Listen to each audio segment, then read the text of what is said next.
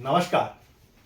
मैं ज्योतिष शास्त्री रमेश चौबे उपस्थित हूं आपके समक्ष आज उस विषय को लेकर के जो जीवन का सर्वाधिक महत्वपूर्ण विषय है, अर्थात आपके कुंडली के एकादश भाव को लेकर के।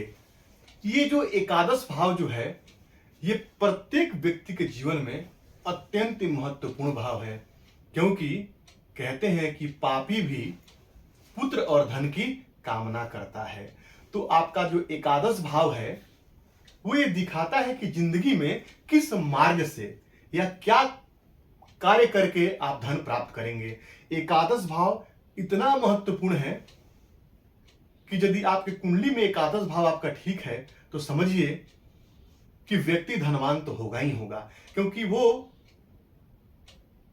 ऐसा भाव है जो दिखाता है कि आपके जीवन में धन कितना आएगा और किस मार्ग से आएगा। वो धन प्राप्ति का, इच्छा पूर्ति का भाव है। वो कुंडली का ये भाव जो है वो इच्छा का भाव है, तीसरा भाव। और कुंडली का ये जो एकादश भाव है वो इच्छा पूर्ति का भाव है, वो वृद्धि का भाव है। उस भाव में जो भी ग्रह बैठता है वो वृद्धि करता है, या उसके स्वामी जहां भी जाके बैठते हैं उस भाव की वृद्धि करते हैं। तो इसीलिए ये एकादश भाव को समझना अत्यंत ही आवश्यक है। एकादश भाव आपको ये बताएगा कि धन आगमन का रास्ता क्या होगा। यदि कुंडली में जो आपका द्वितीय भाव है ये धन संग्रह का भाव है। ये दिखाता है कि आपके पास कितना धन रहेगा। लेकिन ये कुंडली का जो 11वां भाव है, जो कुंडली का एकादश भाव है, ये दिखाता है कितना धन आएगा और धन कैसे आएगा। अब यहां पे मैं एक और बात बताऊंगा कि ये जो भाव है, जब आप यहाँ ये कुंडली का 1 नंबर घर होता है तो यहां जोड़ेंगे तो धर्म अर्थ काम और मोक्ष, धर्म अर्थ काम और मोक्ष, धर्म अर्थ काम और मोक्ष। तो ये काम का भाव है, कामना का भाव है एकादश भाव। तो वहां पे जो ग्रह बैठते हैं उनका अपने आप में अत्यंत अधिक महत्व है। वहां यदि शुक्र जैसे ग्रह यदि बैठ जाते हैं तो काम का भाव है। तो ऐसे व्यक्ति के मन में नित्य ही काम के प्रति कहीं ना कहीं आकांक्षा रहेगी। जो साउथ साइड में जो ज्योतिषी हैं वो यहाँ पे शुक्र का बैठना बहुत अच्छा नहीं मानते हैं। क्यों? क्योंकि वहां शुक्र जब बैठता है तो चूंकि वो काम का भाव है और शुक्र जो है वो भोग विलास के तरफ आकर्षित करने वाला ग्रह है। तो ऐसे जातक की जो प्रवृत्ति हो जाती है, थोड़ा ऐसे जातक के स्त्रियां मित्र बहुत ज्यादा होती है। तो किसी पुरुष के कुंडली में यदि यहाँ शुक्र बैठता है तो ऐसे लोग अपनी लड़की का शादी करने से थोड़ा कतराते हैं। लेकिन ऐसी बात नहीं है। मान लीजिए यदि काम भाव पे बृहस्पति की दृष्टि पड़ जाए तो ऐसा हम नहीं कर सकते हैं कि वहां बैठ करके हाँ ठीक है, ऐसा जातक थोड़ा सा जो है वो भोग के प्रति आकर्षित रहेगा, चाहे वो सांसारिक भोग हो और चाहे वो शारीरिक भोग हो, किसी प्रकार के भोग के प्रति वहां पे आकर्षित रहेगा। क्योंकि शुक्र जो है वो नैसर्गिक रूप से इसी के लिए जाने जाते हैं। लेकिन यदि वो अपनी पत्नी के प्रति ही आसक्त है तो इसमें कोई दिक्कत नहीं है। अब यहां पे इस भाव में शुभ ग्रह का बैठना बहुत अच्छा नहीं माना गया है। अब आप कहेंगे शुभ ग्रह का बैठना तो हर जगह पे अच्छा माना जाता है। नहीं, यहाँ पे शुभ ग्रह का बैठना बहुत श्रेष्ठ मैं नहीं कहूंगा, क्योंकि कई शास्त्रकारों का यह मत है कि यहाँ पे शुक्र जैसे या चंद्रमा जैसे या बुध जैसे ग्रह यदि बैठते हैं तो जातक की इच्छाएं हैं सीमित हो जाती है। यानी कि वो थोड़ा बहुत यदि कमा लेता है तो उसमें धैर्य रख लेता है और बोलता है कि बस इतना मेरे को जीने के लिए बहुत है। लेकिन यदि वहां पे कोई पापक ग्रह बैठे, यदि वहां पे शनि बैठे, वहां पे मंगल बैठे, वहां पे राहु बैठे, केतु बैठे, तो व्यक्ति की इच्छा जो है वो निरंतर कहीं ना कहीं उसको आवाज देती रहती है कि और चाहिए और चाहिए। तो यहां पे बैठ के पापक ग्रह जो है इच्छाओं को लगातार बढ़ाते हैं और शुभ ग्रह जो है एक हद तक जाकर के और जातक की इच्छाओं को शांत कर देते हैं।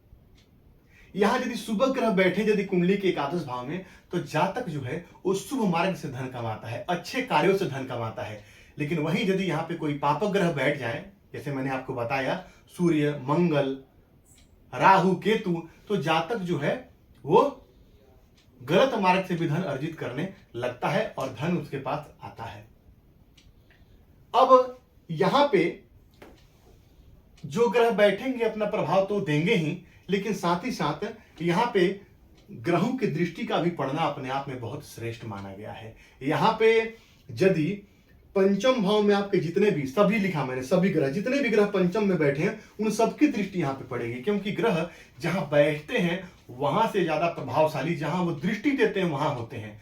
तो यहाँ पे सभी पंचम भाव में बैठे सभी ग्रहों की दृष्टि होगी, लेकिन कुछ ग्रहों को जो है विशेष दृष्टियां प्रदान की गई है। जैसे कि शनि देव यदि कुंडली के दूसरे भाव में बैठेंगे तब भी एकादश भाव को देखेंगे, यदि शनि देव पंचम में बैठेंगे तब भी देखेंगे, और कुंडली के भाग्य भाव में बैठेंगे तब भी एकादश भाव को देखेंगे। वहीं बृहस्पति यदि कुंडली के तीसरे भाव में बैठेंगे तो अपनी नौवीं दृष्टि से देखेंगे, यहां बैठेंगे तो पांचवी दृष्टि देखेंगे, और यहां बैठेंगे तो अपनी सातवीं दृष्टि देखेंगे। अब राहु और केतु को भी ऐसी ही दृष्टियां प्राप्त है, वो भी बृहस्पति के समान नहीं देखते, इसीलिए मैंने राहु केतु और बृहस्पति को एक ही साथ लिखा है। अब यहाँ पे मंगल देव को भी विशेष दृष्टि प्राप्त है। मंगल यदि कुंडली के चौथे भाव में बैठेंगे तो अपनी आठवीं दृष्टि से देखेंगे, कुंडली के पंचम भाव में बैठेंगे तो अपनी सातवीं दृष्टि देखेंगे, और कुंडली के अष्टम भाव में बैठेंगे तो अपनी चौथी दृष्टि से वो लाभ भाव को देखेंगे। अब कुंडली में यदि आपके एक से ज्यादा ग्रहों की दृष्टि यदि कुंडली के पंचम, यदि कुंडली के एकादश भाव पे है, तो ऐसे जातक के पास इनकम के कई सारे सोर्सेस बन जाते हैं। ऐसा जातक कई प्रकार से लाभ कमाने लगता है। क्यों? या कुंडली के एकादश भाव में यदि आपके 3-4 ग्रह बैठ जाएं तो उन सबकी दृष्टि भी कुंडली के पंचम भाव पर रहती है, तब भी जातक जीवन में अच्छा धन कमाता है। ऐसा क्यों होता है? क्योंकि पंचम भाव आपके बुद्धि का है, आपके ज्ञान का है, तो वहां पे बैठ के जितने भी ग्रह बैठेंगे उन सबकी दृष्टि यहां पड़ेगी। और मैंने क्या कहा आपसे कि ग्रह जहां बैठते हैं वहां से प्रभावशाली जहां वो दृष्टि देते हैं वहां होते हैं। तो ऐसे जब वहां ग्रह बैठेंगे आपके कुंडली के पंचम भाव पर दृष्टि डालेंगे तो आपको अत्यंत ही चतुर और चालाक बना देंगे, आपको बुद्धिमान बना देंगे, और आप अनेक प्रकार के रास्तों से धनार्जन के जो है साधन खोजने लगेंगे, और कई साधनों से आपको धनार्जन होने लगेगा। अब यदि कुंडली के एकादश भाव में आपके सूर्य बैठे तो सूर्य किसके प्रतीक हैं? तो सूर्य सरकारी नौकरी के प्रतीक हैं। तो ऐसा जातक जो है और सरकार से जुड़ करके, सरकारी नौकरी करके या सरकारी संस्था से जुड़ करके और धन कमाता है। यदि यहाँ पे चंद्रमा बैठ जाए तो ऐसा जातक बड़े लोगों के सानिध्य में आकर के और धन कमाता है। यदि मंगल बैठ जाए तो जातक अपने पराक्रम से या अपने भाई के साथ जुड़ करके किसी व्यवसाय से धन कमाता है। यदि यहाँ बुध बैठ जाए तो जातक जो है कैसे धन कमाता है? साहित्यकार होता है या पांडित्य के क्षेत्र में होता है। और बृहस्पति भी बैठ जाए तब भी जातक जो है वो, या बुध यदि वहां बैठे तो जातक फाइनेंस से, मैनेजमेंट से, बुध जो है, बुध का वही क्षेत्र है, एमबीए इत्यादि कर ले या मैनेजमेंट, फाइनेंस या बैंकिंग के सेक्टर में चला जाए, वहां से धन कमाए। उसी प्रकार से बृहस्पति बैठे तो ज्योतिष से, पांडित्य से, माने कहीं ना कहीं किसी ना किसी प्रकार से उसका जो संबंध होगा वो इन क्षेत्रों से जुड़ा रहेगा। और शुक्र बैठ जाए तो जातक ससुराल से धन प्राप्त करता है। ऐसा जातक हो सकता है कि उसको ससुराल जो है वो धनाढ्य मिल जाए और ससुराल से जीवन भर उसको धन प्राप्त होते रहे, पत्नी के माध्यम से धन प्राप्त करता है।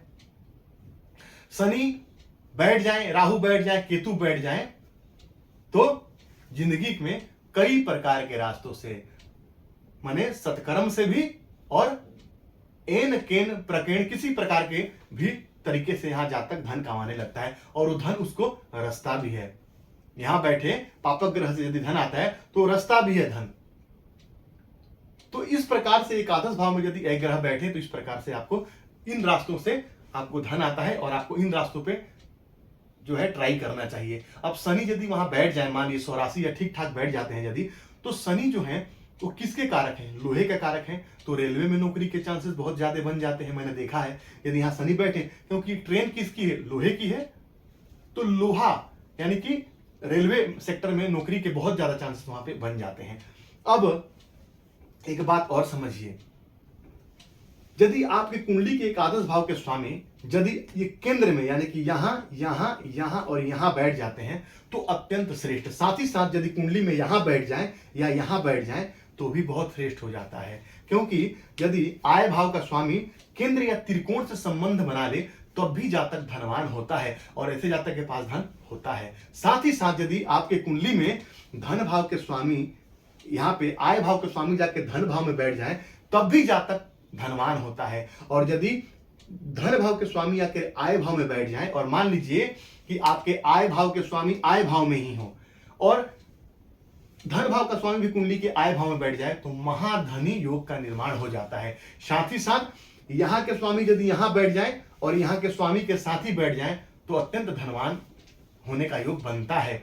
यदि आपके एकादश भाव के स्वामी जो हैं वो कुंडली में आपके भाग्य के कारक, यानी कि मान लीजिए कि यहाँ पे 9 नंबर की राशि हो, 9 नंबर की राशि है और यहाँ के स्वामी शनि है और कुंडली में वो केंद्र त्रिकोण, मान लीजिए शनि यहाँ पे और गुरु यहाँ पे बैठ गए यहाँ करके, तो ये अत्यंत ही धनवान योग बना देंगे। ऐसा जातक निस्संदेह धनवान होगा ही होगा, ऐसा जातक निस्संदेह धनवान ही होगा, क्योंकि भाग्य के कारक हैं बृहस्पति प्लस भाग्य भाव के स्वामी।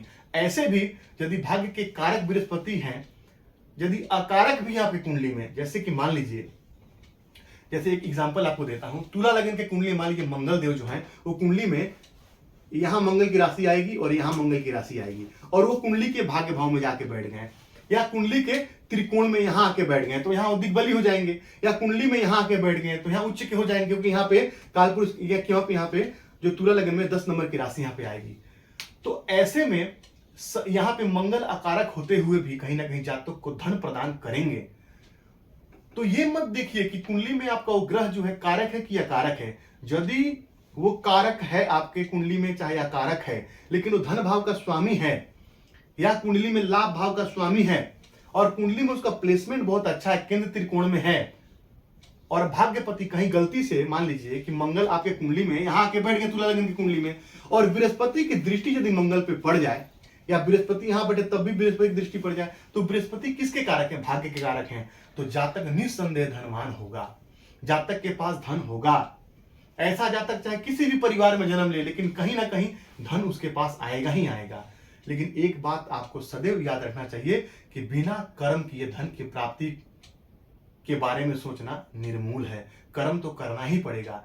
यदि कर्म नहीं करना होता तो मैं भी आराम से बैठा होता यहाँ बोर्ड पे आपके सामने समझा नहीं रहा होता आपको। तो कर्म तो आपको करना पड़ेगा, क्योंकि कर्म नहीं करेंगे तो जीवन में फल की प्राप्ति नहीं होगी आपको।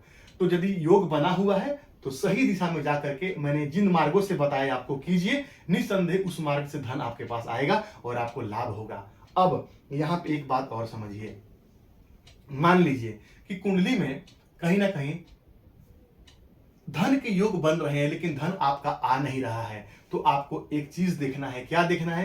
कहीं आपके लाभ भाव के स्वामी पीड़ित तो नहीं है। तो लाभ भाव के स्वामी या लाभ भाव कैसे पीड़ित होगा? मान लीजिए यहां शनिदेव बैठ गए और यहां राहु बैठ गए, तो क्या होगा?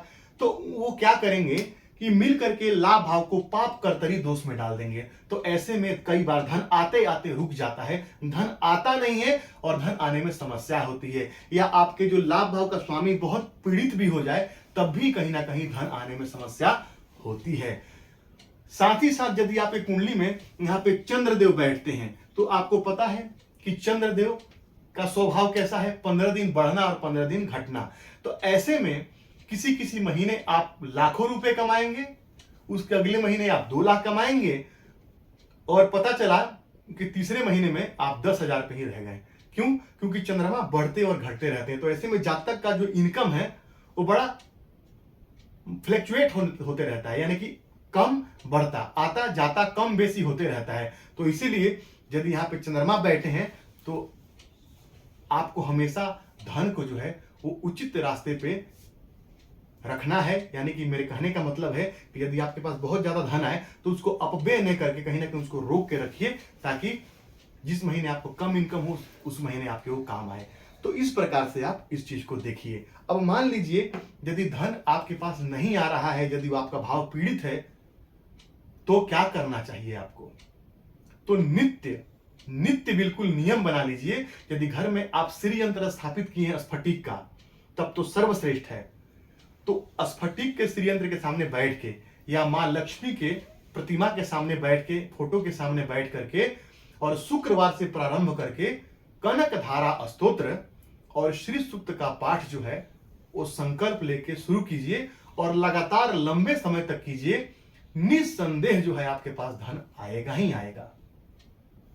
ये मेरा खुद का आजमाया हुआ उपाय है। यदि आप नित्य श्री सूक्त और कनक धारा स्तोत्र का पाठ करते हैं, कनक धारा यानी कि सोने की धारा, जिसको भगवान शंकराचार्य ने इसका पाठ करके और सोने की वर्षा करवाई थी, तो यदि आप श्रद्धा भाव से मां लक्ष्मी के समक्ष जो है इसका पाठ करते हैं श्री सूक्त और कनक धारा स्तोत्र का, तो निस्संदेह आपकी दरिद्रता दूर होगी और धन आपके पास आएगा। आप एक बार करके तो देखिए, क्योंकि मैंने क्या बोला कि बिना कर्म के फल की प्राप्ति नहीं होती है, तो भी आपके कर्म के अंतर्गत ही आता है।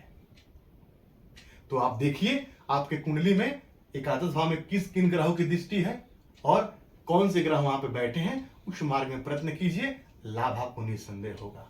तो यकीन है आज का विषय आपको समझ में आया होगा।